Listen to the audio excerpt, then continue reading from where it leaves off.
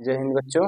आज निर्देशांक जयंती से पुनः हम सवाल को सॉल्व करेंगे जो यूपी बोर्ड की परीक्षा में पूछे जाते हैं। उसको देखते हैं, सॉल्व करते हैं। दो क्वेश्चन है।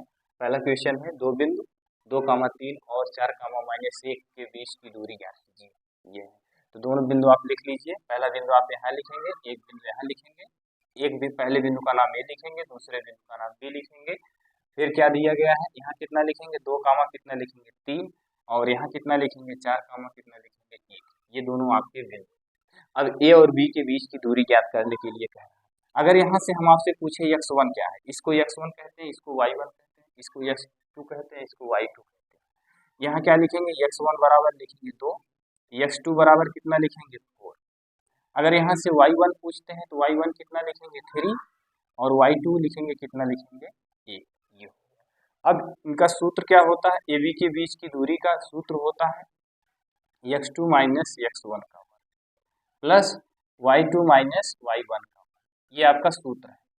अब देखिए x2 की वैल्यू कितनी है, x2 की वैल्यू यहाँ से देखेंगे 4 दिया गया, 4 लिख लेते हैं, माइनस x1 का मान कितना दिया गया 2 लिख लेते हैं, इसको वर्ग कर देते हैं, प्लस y2 क्या है, y2 की वैल्यू कहाँ दी गई है, 1 दी गई है, 1 लिखेंगे, माइनस y1 का मान कितना दिया गया है 3 दिया गया है, 3 लिख लेते हैं, और वर्ग लगा है तो वर्ग लगा देते हैं। इस तरह से रूढ़ में कर देते हैं। 4 में से 2 को घटाएंगे तो कितना आ जाएगा, 2 का वर्ग आ जाएगा, प्लस यहाँ -3 में से 1 घटाएंगे तो -2 आ जाएगा, इसका वर्ग कर देते हैं, फिर रूट को ऐसे लगा देते हैं। 2 गुणे 2, 2 बार करेंगे तो कितना हो जाएगा 4 हो जाएगा, प्लस -2 गुणे -2 करेंगे तो कितना हो जाएगा 4। अब ये आपका आ गया रूट में 8। अब 8 को 2 पार्ट में तोड़िए, 8 का गुणनखंड करिए। अच्छा, 8 का गुणनखंड हम ऐसे कर सकते हैं, 8 का गुणनखंड 4 गुणे √2 कर सकते हैं। 2 पार्ट में तोड़ दिया, तो अब यहाँ 4 का वर्गमूल पूछेंगे तो आप 2 बताएंगे, और 2 का वर्गमूल √2 का वर्गमूल 2 रहेगा। तो यहाँ कितना लिख सकते हैं, रूट में 4 गुणे रूट में 2, तो इसका वर्गमूल कितना हो गया, रूट 4 का वर्गमूल कितना आ गया 2 आ गया, और √2 ऐसे लिख देंगे डायरेक्ट, यही आपका उत्तर हो। इस तरह से आपके सवाल सॉल्व हो गया पहला।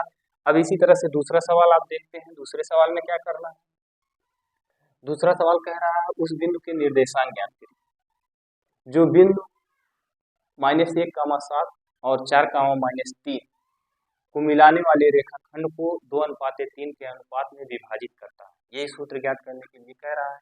तो यहाँ हम क्या करेंगे, पहले यहाँ हम लिख लेते हैं x1, ये 4 कामा कितना दिया गया 3, अनुपात कितना दिया गया है, अनुपात 2:1 कितना दिया गया 3। अब इसमें से क्या करेंगे, x1 बराबर कितना लिखेंगे -1, इसको x1 y1 कहते हैं, इसको x2 y2 कहते हैं, इसको m1 m2 कहते हैं। तो यहाँ x1 बराबर -1 हो गया, x2 बराबर कितना लिखेंगे 4, y1 बराबर आप 7 लिखेंगे, y2 बराबर कितना लिखेंगे -3। अगर आपसे हम m1 पूछते हैं तो m1 2 हो जाएगा, अगर m2 पूछते हैं तो 3। अब इसका फार्मूला क्या होता है, फार्मूला इसको यहाँ x बराबर लिखेंगे, क्या लिखेंगे m1 x2 plus m2 x1 बटे क्या लिखेंगे m1 प्लस m2, ये हो गया। अब इसी तरह से y का लिखेंगे क्या, m1 y2 plus m2 y1 बटा m1 प्लस m2, ये हो गया।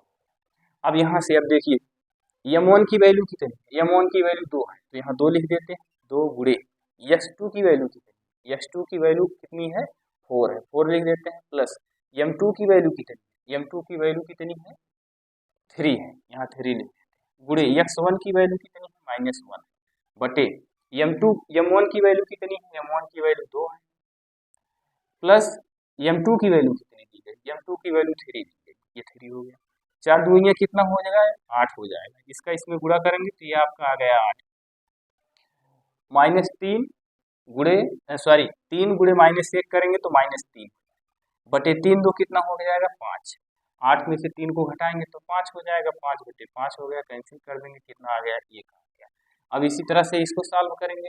यहाँ देखिए m1 की वैल्यू कितनी दी गई, m1 की वैल्यू 2 दी गई, और y2 की वैल्यू कितनी दी गई, y2 की वैल्यू -3 दी गई, प्लस का निशान लगाएंगे, m2 की वैल्यू कितनी दी गई 3 दी गई, गुणे y1 की वैल्यू कितनी दी गई, y1 की वैल्यू 7 दी गई, 7 बटे m1 की वैल्यू कितनी दी गई, m1 की वैल्यू 2 दी गई, प्लस m2 की वैल्यू कितनी दी गई 3 दी गई।